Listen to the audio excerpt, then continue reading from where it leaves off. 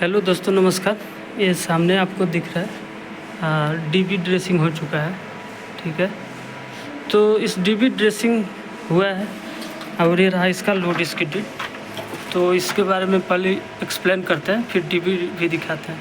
तो आप देख रहे हैं साइट का नाम हो गया, फिर डीबी नंबर, डीबी है सेकेंड फ्लोर का, और फीड कहाँ से कर रहा है तो एमडीवी विला 1 जो विला का मेन डिस्ट्रीब्यूशन बोर्ड है उससे इस डीबी को फीड किया जा रहा है। ठीक है, फिर रेटिंग ऑफ इनकमर कितना है 125 एम्पियर टीपीएन आइसोलेटर।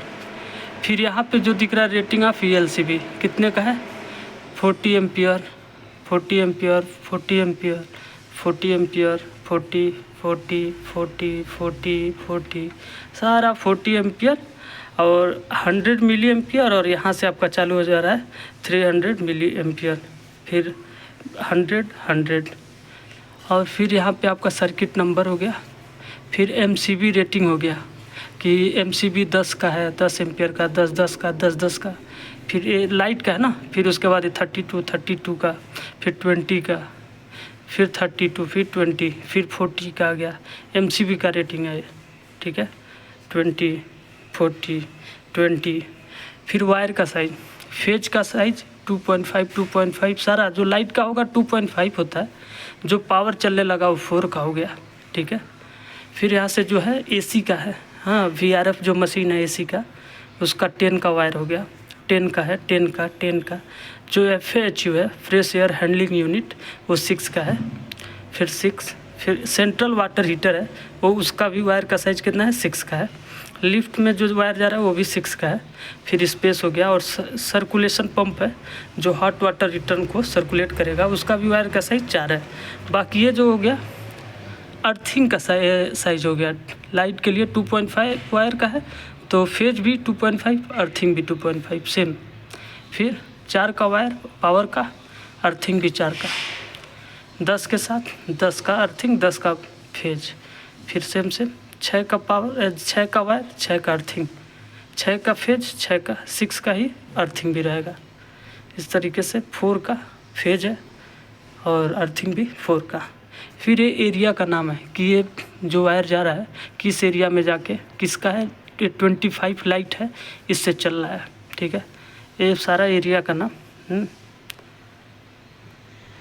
फिर इधर एक्सटर्नल फैन है, जैसे 30 एम्पियर ऐसे सॉकेट है।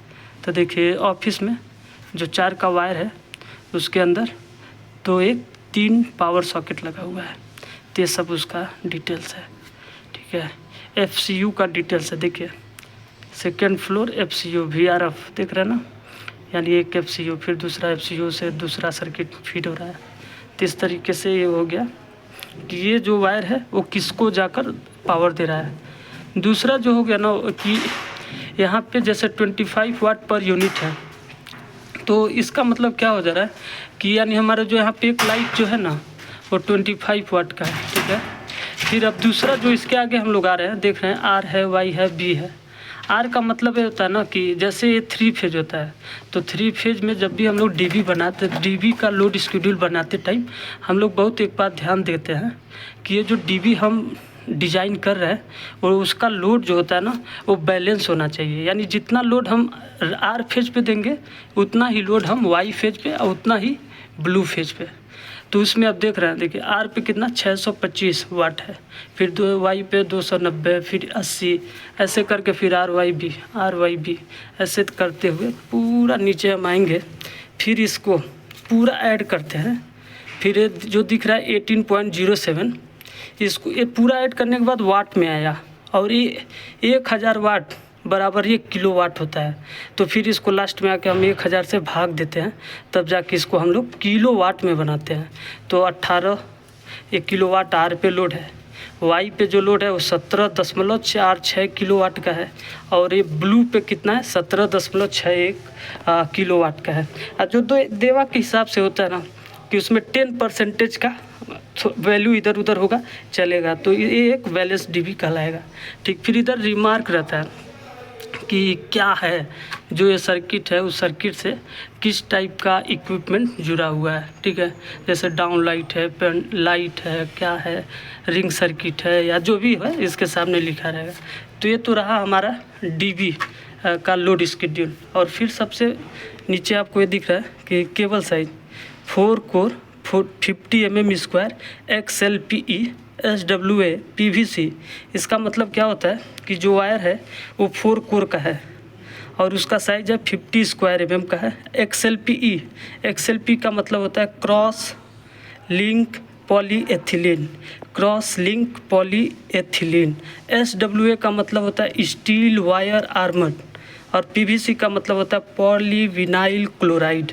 अब जैसे देख रहे हैं कि एक केबल है,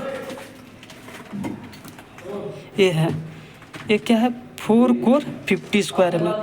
तो देख रहे हैं 1 2 3 4 4 कोर का है और इस कोर ये कॉपर है। कई बार आप देखेंगे ना वायर के पहले CU लिखा गया, तो CU माने कॉपर।